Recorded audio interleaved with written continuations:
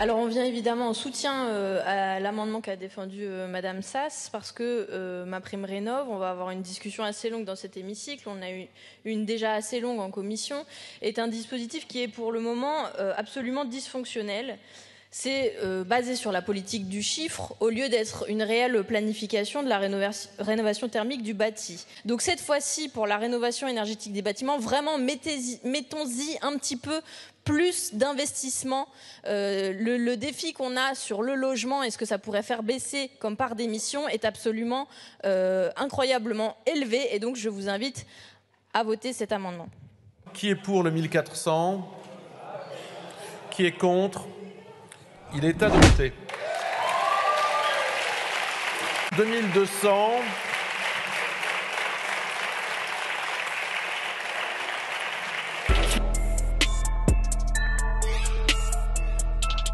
Merci Monsieur le Président. Alors, je rejoins mon collègue Éric Coquerel lorsqu'il a dit que pour que cette soirée soit complète, il fallait vraiment voter des crédits pour le train, en les adjoignant à ceux que nous avons déjà votés pour la rénovation thermique des bâtiments, si l'on veut être à la hauteur de l'urgence climatique.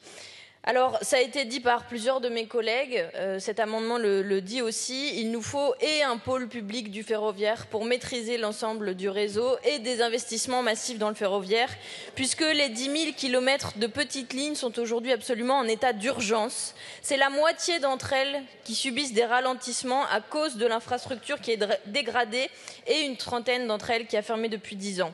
Est-ce qu'on peut accepter en 2022 que les trains roulent moins vite sur les mêmes lignes qu'en 73 ou dans les années 90, ça n'est pas possible.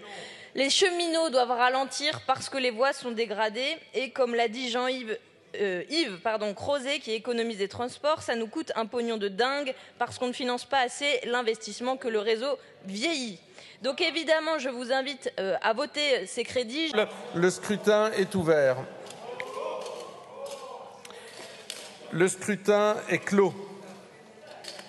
Donc, sur l'amendement 345, résultat du scrutin, votant 134, exprimé 132, majorité 67, pour 78, contre 54.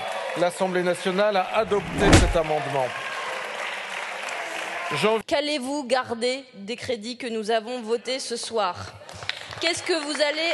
Nous avons commencé cette discussion budgétaire. Je vous ai dit que vous feriez un 49.3 qui serait écocidaire et climato-sceptique. Je le redis, sauf si vous nous dites que cette soirée n'aura pas servi à rien et que nous garderons des amendements de cette discussion, puisque ça a été la volonté du peuple et de ses représentants ce soir.